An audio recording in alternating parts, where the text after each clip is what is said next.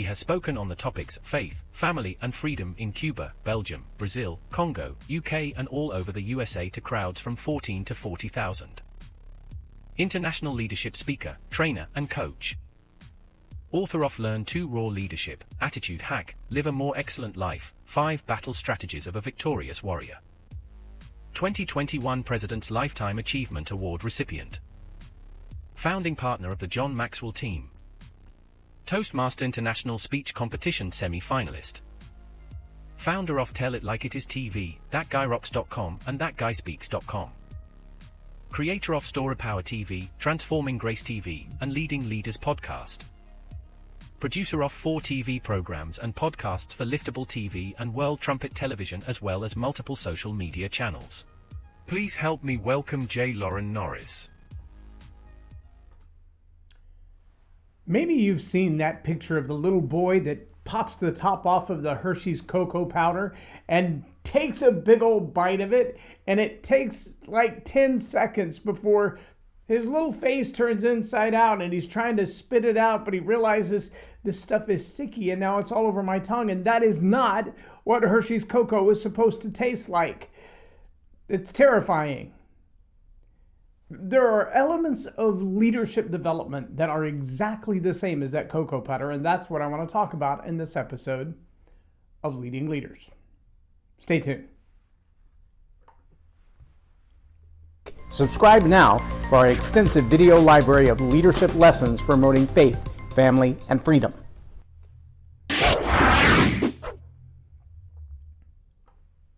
I'm J Loren Norris with Leading Leaders Podcast. When I was a kid, there were a couple of really special treats that I enjoyed a lot.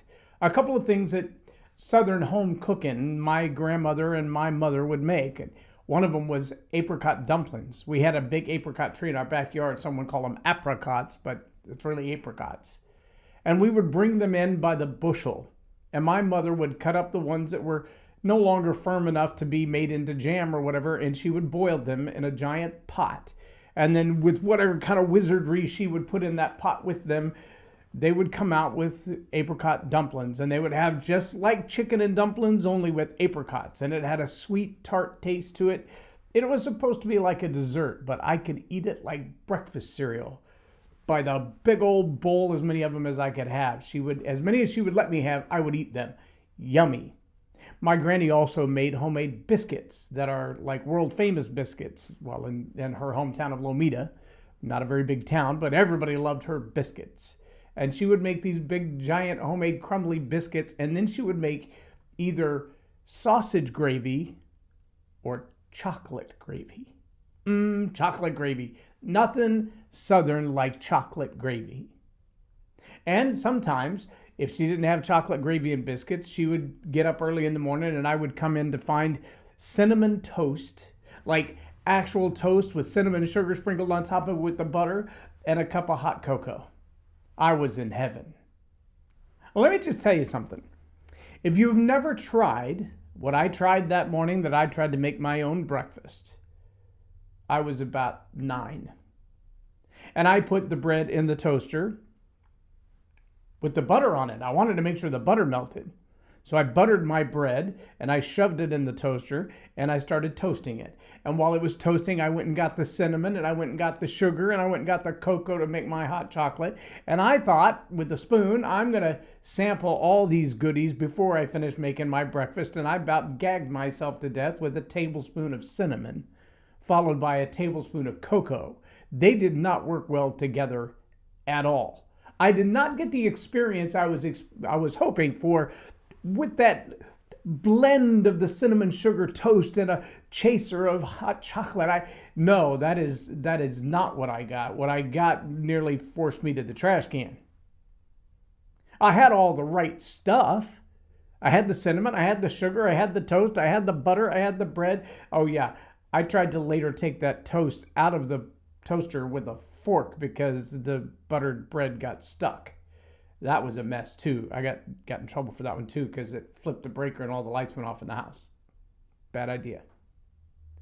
Maybe you've noticed though in your life that these relationships that you're trying to build, these teams that you're trying to develop, even your own personal journey, sometimes you get down the road to this and you realize this is not what I expected it to be. It wasn't supposed to be this hard. It wasn't supposed to taste like that.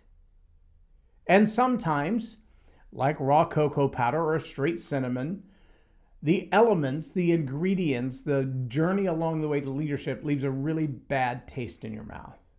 If you've ever had to lead people who don't care about your leadership, they only want their own success, and they are willing to step on you as you try to lead them to get their success. They're willing to climb up your back and trash talk you the whole way, as long as getting on top of your head leads to their grand success or their notoriety or their being recognized.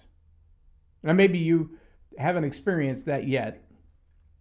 I hate to say it, but it's imminent. It's coming.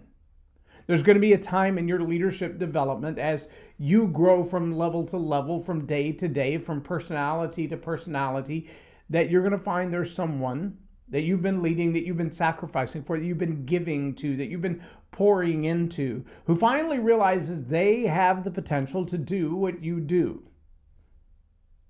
And the minute it dawns on them, it's like some little, I don't know, on their shoulder says to them, you could have their job. You could do what they do better than they do. Now, this is purely attitude. This, I think I can, I feel like I can, I think I should, I feel like I will. Motivation inside them will drive them to do some of the most utterly ridiculous things you've ever seen in your life. Sabotage relationships, badmouth friends, destroy opportunities, burn bridges. All for the hope that they will find their way to stardom and success. That's only one ingredient of leadership development to warn you about.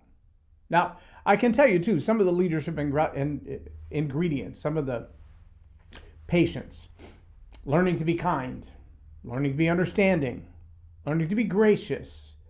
All of these, well, they sound like some kind of religious doctrine or something. No, it's just how you got to do things in the world. I was watching a video just the other day where the young lady who's been working with the SEALs since she was enlisted is now moving into the upper echelons. And as she's moving to the upper echelons, she gets her opportunity at the Pentagon. And somebody many years her senior looks at her and says, hey, I brought you here because you're a genius. I think you've got some great ideas, but if you don't learn to get around these people and get along with them and not just trust your passions, you're not going to be here long. And so all the ideas that you have, nobody's going to hear them because they can't hear them right now for your passion. They can't hear them right now because your passion comes off as arrogance. So you're going to have to temper that a little bit with, well, an ingredient that most of us don't like. It's called politics. You're going to have to get to know other people. And so in this conversation, the senior leader finally says to her, I did X, Y, and Z. And the young lady is like, wow, really? That's how you got here? As she said, oh, honey, you have no idea what my background is. You have no idea what my background is. And that statement was true not only of her, but of everybody else at that table. Have you found yourself in an environment where you feel like, well, I'm here, I'm invited because I have something special to bring to the table. I have this level of wit or intelligence or accomplishment. I have been awarded X, Y, and Z, and that's why I am here. And so all the rest of y'all, notice that. Pay attention to that. There's a reason that I'm here. Well, everybody else that's there has some kind of accolades, accomplishments, intellect, desirable attribute as well. So maybe in an environment like that, the one you need to bring to the forefront is, well, it's that ingredient that's a lot like cinnamon.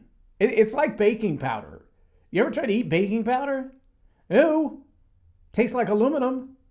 Yeah, I only know because I tried. It's not something like eating baking soda. But did you know if you try to make cookies or biscuits without baking powder and baking soda, what you get is mortar? I mean, you could put bricks together with it. Baking powder and baking soda together are kind of that chemical catalyst that allows the bread to rise and the oxygen to come into it. And if you don't let it rise long enough, then you get flat biscuits, hockey pucks. You could hurt somebody with that thing. See, the ingredient in leadership that's the equivalent of that tartar or baking powder, that one ingredient that allows you to rise into the shape of a leader, by itself, it's nasty. That you don't want any part of it. It's called humility. Yep, it's a hard one. Sometimes it's hard to buy, but I can also tell you this is the nice thing about it. A little bit goes a long way. It doesn't take a whole lot of baking powder and a whole batch of biscuits. It doesn't take a whole lot of tartar or yeast. Without it, what you have is a disaster, but with it, you only need so much. With humility, if it's pure, if it's true, if it's honest, is one of those nasty ingredients that you do not want to consume all by itself. But when you have it in there, a little bit goes a long way, and it can make all the difference in the world for your career, for the who that you are, for your personal development. It's also one of those things that's really easy to see. When you get those hockey puck biscuits, you've had them. You've gone somewhere where biscuits and gravy is not the norm, and you order biscuits and gravy and you get hockey pucks and juice, and you're like, what is that? That looks nothing like biscuits and gravy I've ever had. There's no fluffy to the biscuit and the gravy. What is that? That's the runniest, non-flavorful, it looks like instant milk poured over hockey pucks. That's nasty. When you see that kind of result in someone else's life, as they're striving for leadership and you're trying to lead them, as they're looking for their next role, their next promotion, they want to rise to the top, and you realize they are not quite ready for it. A lot of times it's because that one ingredient is missing. They forgot the flour in the gravy, and they forgot the humility, the baking powder in the biscuit. They just don't have it. They got all kinds of other stuff in their life. They've got 200,000 followers on TikTok, 2 million views on their YouTube videos, all kinds of notoriety. Everybody in town knows who they are. They have a great reputation, a reputation perhaps that precedes them, but a reputation that's like a TikTok filter. They look awesome on paper. They've got a great resume, but they've never done anything outside of school that evidences that they've been there and done that. If you've ever tried to lead someone like that, you kind of get that hockey pucks and juice instead of biscuits and gravy kind of result. If you spent much time around people like that, that can be painful. That can be very frustrating, because people like that will take advantage of you. They will. If they have no humility, that pride in them, that confidence in them, that arrogance in them that's not always matched up with competence, they have a confidence without a competence, that can tear you up. I've watched it. I've done it. I've been on both sides of that. I've been the one with no humility as a rattling ball in somebody else's motor. But I've also learned to be the one that can sit back and watch other people either self-destruct, or when they realize, hey, I'm in over my head, help them to find the way to redirect, to find the humility in themselves. Not to humiliate them, that's an entirely different thing. But to find the humility in themselves, to find the ingredients like patience.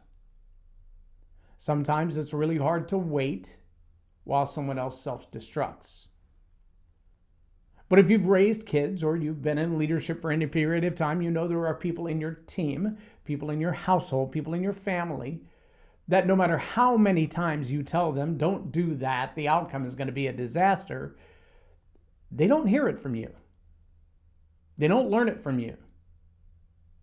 I was in a coaching environment recently, and my wife was at the table and had some input on the coaching stuff that we were working on. And had her own questions about why I haven't done X, Y, and Z with her. And I turned to her and I gave her the reason.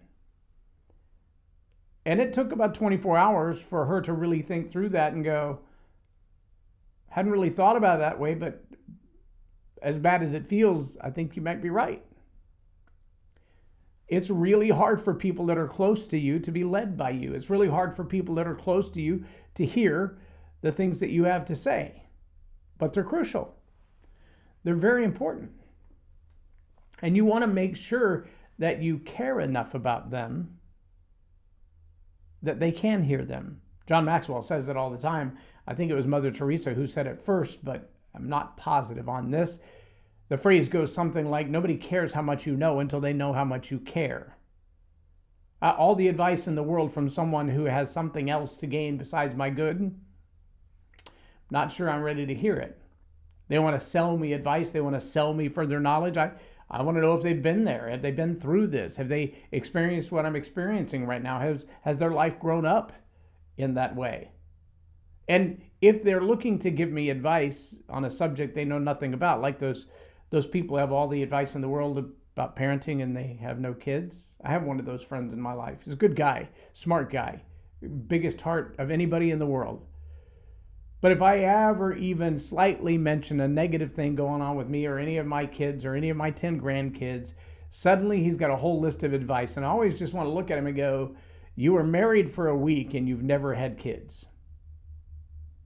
I've been married 29 years. We have 4 kids of our own and 10 that call us Lolly and Poppy. I'm going to take even my mistakes as greater advice than your parenting advice. No offense. I love you. I'll turn to you for other things, but this is not the place. So just let me vent, and then we'll discuss it later. But telling me how to fix a relationship with my kids, you're probably not the source I'm looking for. As a leader, you're going to find yourself on both sides of that. You're going to have a whole lot of people trying to give you advice. They want to add ingredients to your chocolate chips. You ever try to make chocolate chips and add too many things to it? Maybe it's too many chocolate chips compared to the dough, and now you just got a chocolate mess stuck to the pan, because once that chocolate starts to cook onto that pan, it isn't going to be easy to get off of there. Or you think it's going to be chewy and gooey and that's going to be awesome, but it doesn't work like that. It actually scorches the chocolate before it cooks the dough. That's nasty. How about the people that add walnuts or pecans to their chocolate chip cookies? Well, now you got more goodies than you got cookies, and soon it looks like a fruitcake. You ever had a fruitcake on purpose? Yeah. There's a lot of ingredients in there. It's like the kitchen sink cooking. It's like I'm going to take everything in my kitchen that's a leftover, I'm going to throw it in the pan, and I'll call it a fruitcake. There are people who lead like that. They throw every solution, every book, every opportunity into the mix. Oh, I read books. You can see them on my bookshelf. That's like 1/3 of the library that's in the studio. I read books. I read a lot of books. I look for a lot of advice. I look for advice from a lot of different directions. But I know when to trust that the source, the provider, has the experience and the input that I need. They've actually walked down this road before. And the challenge for a lot of leaders is that they'll take advice from anybody who's willing to throw it out there. That's not the kind of advice that you want to take. You want to take advice from people who've actually been there. And as a leader, you want to give that advice as well. Measured. Too much baking powder and you have a disaster. Not enough baking powder and you have a disaster. You could have hockey pucks or something that won't even bond together. See, a lot of the ingredients in leadership they're catalysts. They're crucial catalysts. And without that one thing, without that patience, without that kindness, without that gentleness, without that ability to politic, to get to know the people at the table, get to know who they are, what their background is, what they're capable of, what they're responsible for, what they've done in the past, what it is they bring to the table, until you've taken the time to do that, as much as you may hate the idea of politics, if you haven't taken the time to do that, you're not ready to lead at that level. Until you've taken the time to be patient with someone that you just keep seeing fail over and over and over and over and over. But you know that if you give them the solution, it's not going to bode well for them, because even if they do your solution, if they do what you told them to do and they still fail at it because they only do it part way, they don't add a half a cup, they add a third of a cup, or they add 3 cups.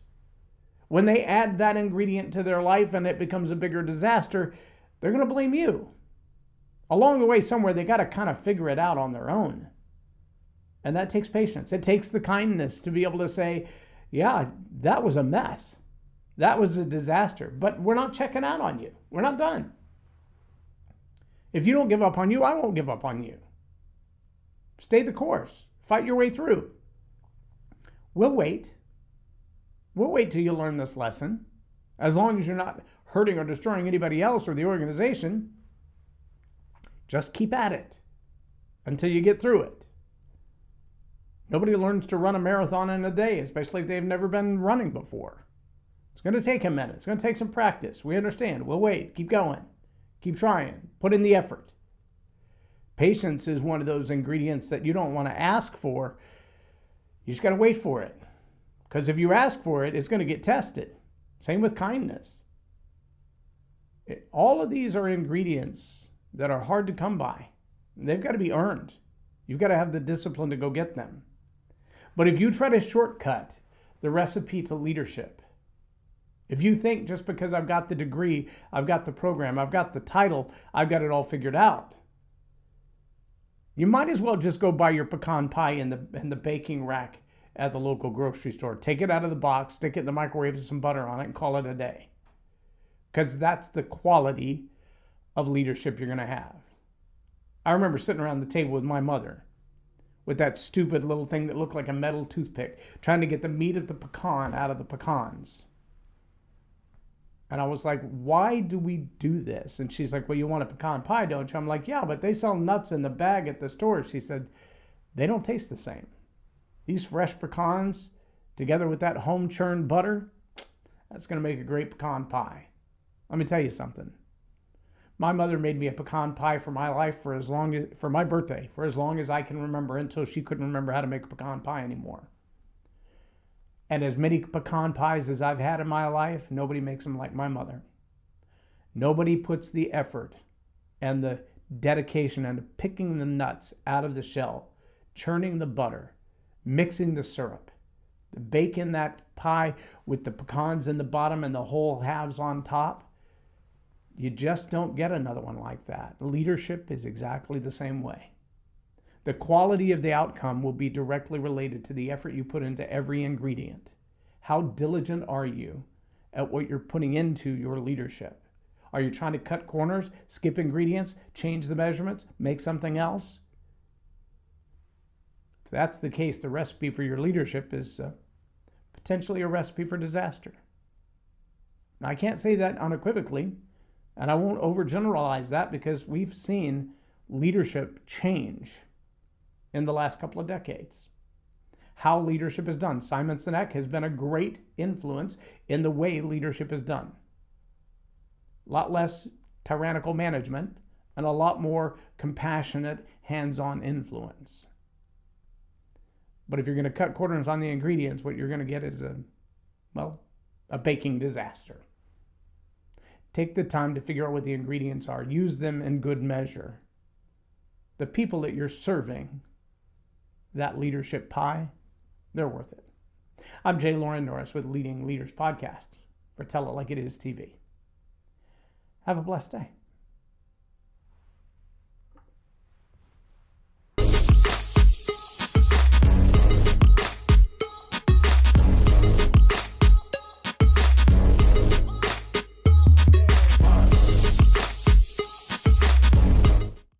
Loren is a master teacher on storytelling, and I learned so much. I'm really going to have to sit down and go back through everything, and I think I might have to have some more coffees with Loren, but it was totally worth my time, and I really highly recommend it if you're looking to grow your ministry, grow your business, grow your career. Loren will serve you well. Thank you.